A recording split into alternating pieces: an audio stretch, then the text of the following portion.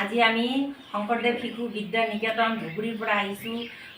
ৰাম মন্দিৰৰ কাৰণে আমি জনসম্পৰ্ক ঘৰে ঘৰে কৰিবলৈ আহিছোঁ আৰু আমি সকলোকে জনাব লাগে যে আমাৰ অযোধ্যাত ৰাম মন্দিৰৰ ৰামৰ প্ৰাণ প্ৰতিষ্ঠা হৈ আছে 22 জানুৱাৰী আৰু সেইদিনা আমি 11 বজাৰ পৰা 1 বজালৈ ৰাম মন্দিৰৰ প্ৰাণ প্ৰতিষ্ঠা হ'ব আৰু আমি ঘৰত পূজা কৰিব লাগে, শংকৰধ্বনি দিব লাগে, উলুধ্বনি দিব লাগে, চাকি জ্বলাব লাগে আৰু সন্ধিয়া আমি দেৱালী মনাব লাগে। কমেও 5টা প্ৰদীপ আমি প্ৰতি ঘৰে ঘৰে লগাব লাগে। এই উদ্দেশ্যে আমি জনসম্পৰ্ক কৰিবলৈ ওলাইছোঁ।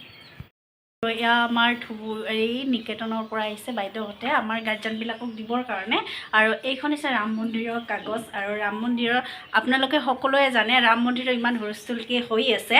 আৰু সেইদিনাখন 22 জানুৱাৰী তাৰিখে আৰু 22 জানুৱাৰী তাৰিখে সকলোৱে যাতে নিজে নিজৰ ঘৰতে যেন এখন আমাৰ ৰাম মন্দিৰ প্ৰতিষ্ঠা হৈ যাওক, তেনেদৰে বন্তি জ্বলাওক, শংখ বজাওক, উলুধ্বনি দিয়ক আৰু সকলোৱে নিজৰ মংগলৰ কাৰণে, দেশৰ মংগলৰ কাৰণে সকলোৱে যাতে প্ৰাৰ্থনা কৰে আৰু সকলোৰে যাতে ভাল হয়, মংগল হয়, তাৰে কামনা কৰি আমি আজি ভিডিঅ'তে সামৰণি মাৰিলোঁ।